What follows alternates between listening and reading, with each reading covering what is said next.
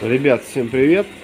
На холодную появился у меня звук посторонний. Я уже замечаю, наверное, неделю. От натяжного ролика генератора, как я думаю. Откуда-то с той стороны идет. Шорканье такое. Чук-чук-чук-чук-чук. При прогреве потом это пропадает. Во, а сейчас клапан застучал. Машина работает, наверное, минутки 3-4. Клапан адсорбера застучал.